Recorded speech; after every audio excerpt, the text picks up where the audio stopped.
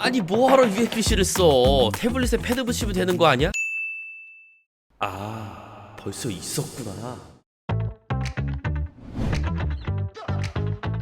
네, 안녕하세요, 도리입니다. 오늘은 원엑스 플레이어에서 이를 갈고 출시한 제품, 그간 원엑스 플레이어의 노하우가 다 담겨있는 제품 3-in-1 디바이스 3가지 폼팩터로 활용이 가능한 여기 앞에 있는 이 원엑스 플레이어 X1에 대한 영상입니다. 그런데요, 앞서 말씀드릴 게 하나가 있습니다. 상품 설명서를 쭉 보다 보면은 본품 옆에 이렇게 전용 게임 패드가 붙잖아요. 그런데 저는 이 패드가 없습니다. 생산 일정이 살짝 뒤로 밀려서 뭐 나중에 보낼 수밖에 없다고 하더라고요.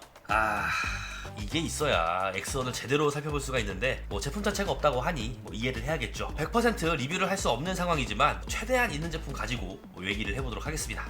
여기 앞에 있는 제품 보다시피 1.95인치 디스플레이를 탑재해서요, UMPC 중에서는 상당히 큰 편에 속하는 제품인데요, 사실 원엑스 플레이어가 디스플레이 크기를 키우고 인텔 프로세서를 활용한 거는 이번이 처음은 아닙니다. 제가 실제로 구매해서 가지고 있는 원엑스 플레이어 1S 메타덱이라고 불리던 초기 UMPC 제품이 8.4인치거든요.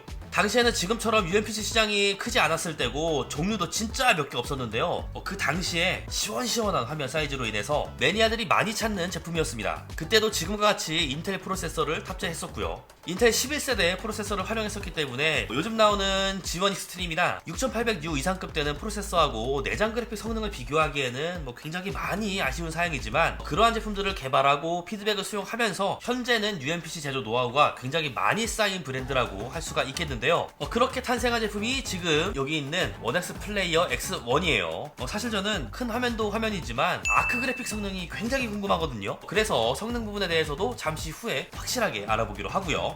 우선 스펙 시트는 굉장히 훌륭합니다. 어디 하나 빠지는 게 없죠. 최신 인텔 프로세서의 아크 그래픽을 활용할 수가 있고 화면도 굉장히 크고 밝습니다. 또 램 용량이며 속도, 저장 장치 공간까지 고급형 제품임을 단번에 알 수 있습니다. 실제로 이러한 UMPC 중에서는 하이엔드급 제품이기도 하고요. 공음 기준으로는 총 4가지 버전이 있습니다. 최소 939달러부터 최대 1499달러까지 선택을 할 수가 있고, 제가 테스트하고 있는 이 제품은 32GB의 1TB 조합이라서 1199달러에 구매할 수가 있는 제품입니다. 여기에 1X GPU라고 불리는 eGPU까지 선택을 해서 구매할 수도 있는데 대신 가격은 훨씬 비싸집니다. 필요한 분들만 구매를 하면 좋겠죠. 디자인은 정말 단단하면서도 묵직한데요, 특히 마감이 굉장히 뛰어납니다. 6000 시리즈 항공 등급의 알루미늄을 썼다고 하는데 영상에서는 다 안 담길 것 같아요. 실제로 보면 틈새가 없습니다. 버튼 쪽도 거의 미쳤고요. 배기구를 봐도 그렇고 측면에 빨간색으로 포인트를 줬는데 이것도 마감이 장난이 아닙니다. 포트 구성은 USB-C 4.0이 2개 있고, 반대편엔 TF 카드 슬롯 USB-A 3.2가 있고요. 상단엔 전원, 볼륨, 3.5mm 오디오, 오큘링크, 그리고 터보 버튼이 있습니다. 측면 마개를 제거하면 패드를 꽂을 수 있는 공간이 보이는데 저는 현재 패드가 없으니까 더 활용할 수는 없을 것 같고요. 무게는 본체 만졌을 땐 800g이 살짝 넘어가고 후면 프리스탑 커버 붙이고 키보드 붙이면 1200g이 넘어갑니다. 무게만 보면 11인치 수준의 노트북인 셈인 거죠. 그리고 프리스탑 커버, 키보드 모두 자석으로 쉽게 붙일 수가 있고 자력이 강해서 잘 안 떨어집니다. 이거는 마음에 들더라고요. 키보드 타건은 아무래도 노트북처럼 제대로 고정되어 있는 그런 거는 아니다 보니 살짝 가볍다는 느낌도 있는데요, 이것보다 가장 큰 문제는 키보드 커버가 가볍다 보니 옆이 들리더라고요. 이게 별거 아니기는 한데 개인적으로는 조금 더 바닥에 착 가라앉았다면 더 좋은 타건감을 주지 않았을까? 좀 이런 생각도 들었습니다. 디스플레이 스펙도 굉장히 훌륭한데요, P3 기준으로 100%를 충족하고 있고, 일단 화면이 크잖아요. 거기에 화면 밝기도 540니트까지 올릴 수 있다 보니 진짜 시원시원하다는 느낌이 이거구나 하고 느끼게 됩니다. 또 120Hz 주사율도 지원하고 있고 터치까지 지원되거든요. 쓰는데 문제는 전혀 없었고요. 스피커도 굉장히 마음에 들었습니다. 제가 가지고 있는 리전고하고 비교해 볼게요.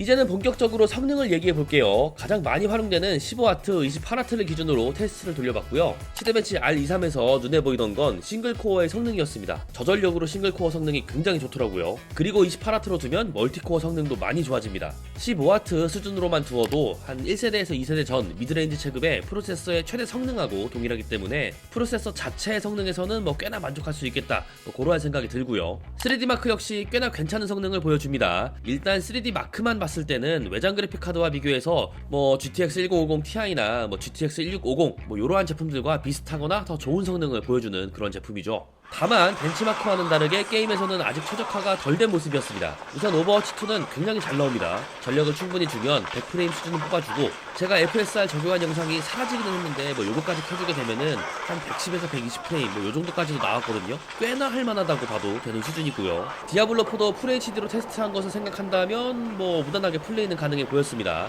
X1 슈퍼 샘플링 켜면은 성능이 더 좋아지니까 지원되는 게임이면은 반드시 켜고 쓰시라고 권하고 싶고요. 트리플 A 게임부터는 뭔가 조금 아쉬운 성능이 나타납니다. 호재더는 15W에서는 해상도 타협이 필요하고요. 28W 정도 두어야 30프레임 방어가 가능하죠. 사이버펑크 역시도 28W에서 X1 슈퍼 샘플링을 켜지 않으면 프레임 확보가 많이 아쉽죠. 포르자 호라이즌 5는 테스트할 때 결과들이 다른 게임들보다는 편차가 있더라고요. 드라이버가 개선된 다음에 조금 더 나은 환경에서 테스트한 값을 기대해봐도 좋을 것 같습니다. 패럴드도 테스트를 해보면 조금만 더 프레임이 나와줬으면 했는데, 펠이 많거나 지형이 복잡한 곳이라면 이것보다는 프레임이 더 떨어질 거라서 조금 아쉽더라고요. 종합적으로 성능을 정리하면서 G1 익스트림과 같은 환경에서 비교를 해보면 같은 옵션, 같은 전력에서 성능 차이가 꽤 나게 됩니다. 저도 차이가 너무 이상해서 해외 자료들 많이 찾아봤는데 제가 측정한 데이터 값과 큰 차이가 없더라고요. 다들 공통적으로 하는 말이 드라이버 개선 이거였으니까 최적화 부분에서 조금 더 시일이 걸릴 듯 하고요. 싱글코어 성능을 최대로 활용하는 작업에서는 인텔 프로세서가 굉장히 뛰어날 수가 있지만, 코어를 전부 구동하는 상황, 그리고 내장 그래픽으로 게임을 플레이를 한다면 현재는 라이젠의 상위 프로세서들이 더 좋은 성능을 보여준다고 할 수가 있겠습니다. 온도는 15W에서는 60도 전후로 측정이 되고 28W로 놓고 테스트를 하면 70도 초중반 선이 측정이 됩니다. 다행히 펜 RPM 소리가 크지는 않아서 28W로 놓아도 소음에서 부담은 없었고요. 배터리 소모에 대해서도 보자면 제가 테스트한 환경에서는 전력을 28W로 두면 대략 1시간 25분 정도 지속이 되고, 15W로 두면 대략 2시간 30분, 6W로 두면 대략 5시간 40분 정도 지속이 되는데요. 사실 기존의 UMPC와 크게 차이는 없지만 거대한 화면 크기를 생각해본다면 배터리의 용량은 충분히 선방을 했다고 생각을 하고요. 물론 각 소비 전력마다 한 30분 정도 더 배터리가 추가가 되었으면은 이 배터리 쪽에 대해서는 훨씬 평가가 후했을 것 같기는 한데, 일단은 이 정도 선에서 만족을 해야 할 것 같더라고요.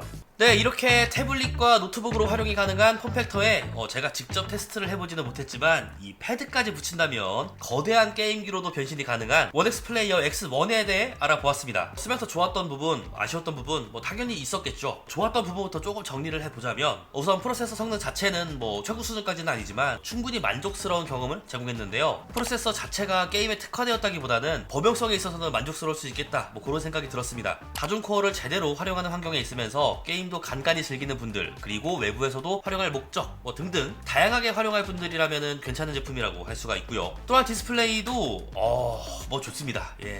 최대 밝기 540니트에 10.95인치 사이즈에 터치되지, 색감 쨍하지, 주사율 120Hz지 아쉽지 않은 게 없습니다. 글레어 패널이기는 한데요, 대형 사이즈가 아니다 보니 크게 아쉽지는 않았고, 필름 하나 붙이면 화질은 조금 죽지만 어느 정도 해결되기도 하죠. 포트 구성도 넉넉하진 않지만 USB4 자체 성능이 훌륭해서 USB 허브 하나만 있다면 전혀 문제될 건 없고요. 게이밍 핸드헬드로 쓰거나 태블릿 PC로 쓰거나 노트북 기능으로 훌륭하고요. 외장 모니터를 물려서 데스크탑 대용으로 쓰기에도 전혀 손색이 없는 확장성을 보여주고 있습니다. 배터리도 65W가 살짝 넘어가는 용량이라서요, 화면 사이즈를 생각한다면 충분히 수긍이 가는 수준이고, 그리고 이 빌드 퀄리티 진짜 예술입니다.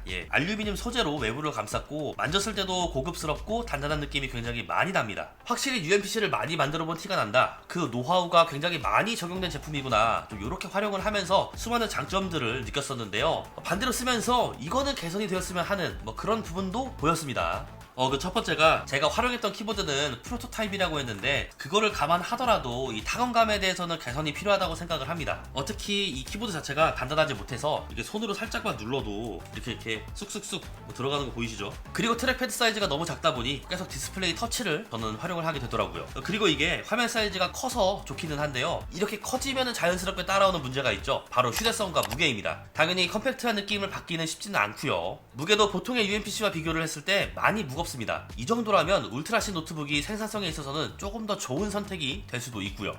단순 그래픽을 처리하는 속도에 있어서는 경쟁하는 프로세서와 비교했을 때 아크 내장 그래픽의 아쉬운 모습을 볼 수가 있었고, 초기형 제품이잖아요. 그렇다 보니 안정성 확보도 중요하겠죠. 아크 A700 데스크탑 시리즈가 드라이버 개선을 통해서 성능 향상이 꽤 많이 되었기 때문에 향후 개선 가능성의 여지도 있었으면 하고요. 그리고 마지막은 가격이라고 생각을 하거든요. 울트라5도 939달러에 대부분은 울트라7 제품을 찾을 텐데 그 시작가가 1099달러입니다. 대략 146만원에 부가세가 14만원 정도 붙는다고 해도 160만원이 넘어가는 제품 가격인데 아무리 제품이 좋아도 무턱대고 지르기는 쉽지 않겠죠. 좋다고 하는 걸 다 넣었지만 좀 이렇게 되면은 가격대가 높아질 수밖에 없기 때문에 소수의 매니아 분들만 찾게 되는 그러한 제품이 될 수밖에 없을 거라고 생각을 하는데요. 비싼 제품이지만 제품 자체는 확실히 만족스러웠다, 좀 요렇게 얘기를 하면은 될 것 같네요. 네, 이렇게 장단점에 대해서도 가감없이 얘기를 해봤는데요. 구독자분들의 생각은 어떠한지 댓글 부탁드리고요. 영상이 재밌었다면 구독과 좋아요 해주시는 것 잊지 마시고요. 그럼 다음에 더 재밌는 영상으로 찾아오겠습니다. 다음에 또 보자고요. 안녕.